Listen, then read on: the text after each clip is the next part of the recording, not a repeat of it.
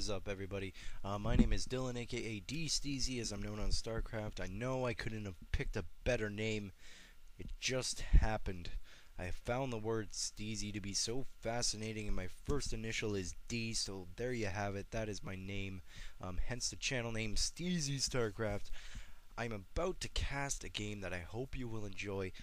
Basically, the only reason I'm casting this game is because it's filled with so many little flaws that we can milk, hence this motion right here, that we can milk and hope to improve for later games. This is more aimed at bronze, silver, gold, low gold. I don't expect high gold players to be playing like this, but basically it's more for the people that aren't sure where they're going wrong. If you watch the replays, this is just something that I've been able to do. I've been able to watch replays, pick apart what I did wrong, and then improve it. And something that's going really wrong in this video is he's not pulling back his units, and that is the topic of today's discussion. You know, that word sounds way better than discussion, because dis is such a negative add-on to what could be so epic as just discussion. Is that not cool? Anyway, I'm about to show you the game that I'm talking about, so stay tuned. Don't close the window, please. What is up, everybody? I am coming to you live right now, casting a game between two players, EscapingJail, which is probably one of the more hilarious names I've ever heard, considering the fact that if he's actually escaped jail, it was probably just so he can come play more StarCraft, because I've thought about it before, and being in jail would suck so much, only because you couldn't play StarCraft. Now, I want to point out right now, he's throwing down his expo only because he has already scouted with a Phoenix, which you had missed.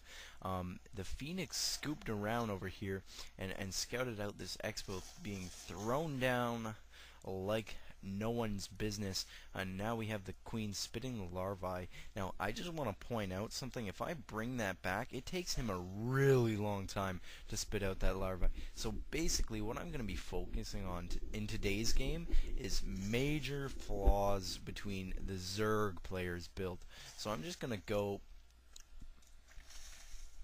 to SFH player cam, and I'm going to assume that SFH either stands for so friggin' hungry, or super flashy happy, or something to that effect, because it's just so widely imaginative that he would take those three letters so far apart in the alphabet and just put them all together and reunite them. Basically, we have an overlord sneaking his way into the back of the base, scouting these two gateways. But what he does not scout is what's going to be coming next. And basically, what I want to mention right now is if you see two gateways going down, but both gas is already up, you can probably be safe to assume he's going to go for some kind of robo or starport build.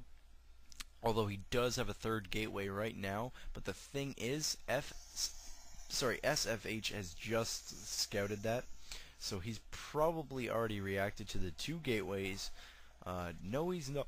Oh, got the hiccups. That's gross. Actually, he has not reacted at all. He's just made a bunch of spine crawlers, which has brought his unit count in terms of drones lower than it should be. He's got 34 drones, which is just enough to mine one base effectively, as you need 3 drones per mineral field and 3 drones per gas, which is 30 total. If you didn't know that, now you do. He's got his overlords being sent out to what I'm assuming is the high ground for some vision here. And back here, same thing. He's scouting out the expansion sites for our Protoss player, but he's a little outside of the vision. Let's check his player cam. Alright, so he's jumping around. That's kind of not what I wanted to see. But yeah, just outside the fog of war, he can barely see. He'd basically just be able to see if there was probes sneaking into mine here, which I guess is all he needs, and saves him the trouble of having that Protoss player snipe him out. Right here, we have a sea of overlords, which is probably not a good place for them to be. We got the melee attacks level 1 and the ground carapace level 1 going up as well. I just want to point out this is a friggin' horrible placement for these guys. If the TOS player, he scoped 3 gateways and a cybernetics core. If there was a Twilight Council going down, he'd be in trouble, because if they got blink and sneaked in here past all these bad boys, these spine crawlers, they would just rip apart all these overlords. As he's seen phoenixes on the field early, I don't think that leaving his overlords unprotected like that is a good idea. I don't know why I'm spending so much time about these overlords being placed so willy-nilly. It's really not a big deal. I just like to make it one. Essentially, let's look at the unit count. Sorry, let's look at it like this. That is not what I wanted at all. Let me see here. No, that's not it. That is not it. No, no, no. I do not want the music on at all. Basically, let's look at the unit count this way. We have 53 Zerglings, 4 Zealots, 9 Stalkers, and 7 Sentries. And the underlying point of this game today that I want to focus on is basically, if you're losing the battle, pull back your units, because you're probably going to need them later in the game, especially if you're a Zerg player. Being that, as it is, you need a lot of units as a Zerg player to overpower this, to overpower the Protoss player. Because if I look at this, we have a Stalker. Why can't I not see his damage? Okay, that's why. Okay, so going to EscapingJail's player camera, if I look at the Stalker, why is it doing this to me? It should. Okay, there we go. This is probably more like it. What? That's so strange, because I'm pretty sure the last time I clicked on his units, I could see, you know, their attack stats, which was intense. But now I can't, so I don't know what's going on there. Let's play this game. Enough of that. No more talking. I'm boring you. So we're going to continue to watch these Zerglings get massed in what's soon to be the initial conflict. Down here, he's taking out that proxy pylon. I just want to note something, that he's going to drop him down to 92, 92. There it is. And now we have a supply cap, which really sucks, because instead of massing units like the Protoss player wants to be right now against the Zerg player, he now has to spend time and money making more pylons, which I believe eventually, oh, there it is, it already is. He has a proxy. Here it is, the initial conflict, which I was talking, conflict. Let me pause it right here. Aside from my verbal diarrhea, let me crack this orange cola, which I'm going to enjoy very thoroughly. Ah, so refreshing. But basically, is good. Basically, the whole point, what loses the match, pretty much for the Zerg player today. Sorry, I was eating popcorn earlier and I got a kernel stuck in my throat and it's just jagged. It is like something else. It is very uncomfortable. But basically, what is happening is that it's obvious what's going to happen here. If you are SFH, I really want, if I post this, I want everyone to leave in the comment section a very clever combination for what SFH could stand for, because I'm just blown away by the possibilities that could mean anything, really. But let's just talk about what I really want to make as the underlying point here. Units are very precious. Units cost, you know, resources, and in the end, if you're sending in resources to get blown up like this, it's very, very not cost effective. And there is a very, very clear retreat path. All that really needs to happen here is the Zerg player can scoop his way out through either one of these areas, because the TOS player did not block off the ramp like I would have if I was playing with the TOS. So essentially, he's given the opportunity to pull the units out, but he doesn't. He just lets them all die, which is basically my problem with this. He He actually had them all out. If you just witnessed that, he had them all outside the base and he sent them back in. I don't understand what is going through his head right now. If we look at the units, though, we do have 4 infestors, which can make short work of these guys with some fungal growth. Maybe they don't have enough energy right now.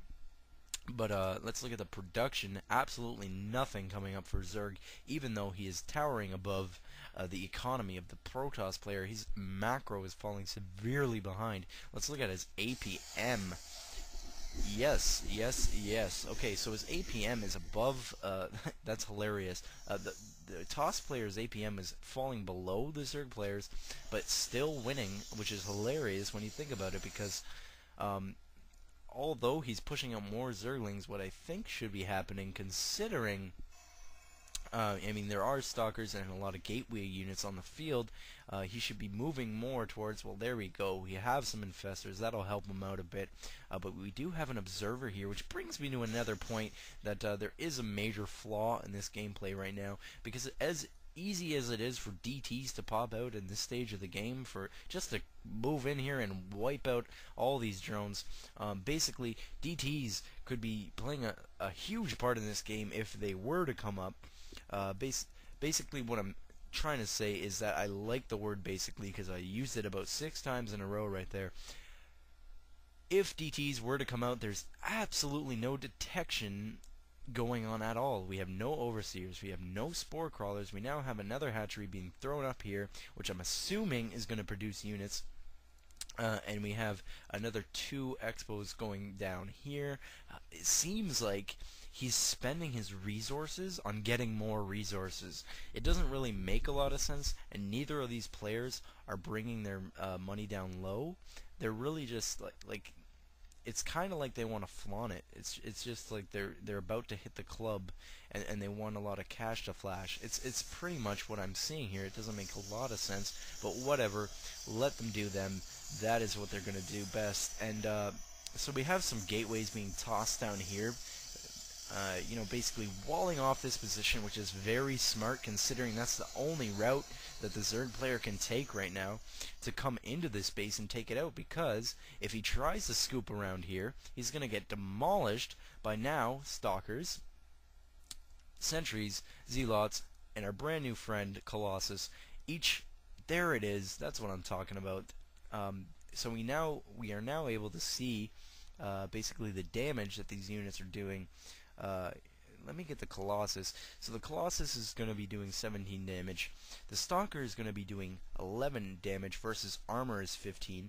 And our Psyblades on our Zealots are going to be doing 9 damage. So now if we check out our Zerglings, they do 6 damage. So the least damage out of any of the units I just named. That is why it is so important that the Zerg player keeps his units in mass numbers. So that's why every unit plays a very important part. He needs to sorry, I really don't know how to speak, but besides that, he really needs to learn how to pull his units back when they start to lose so that he can just produce more and then move in later.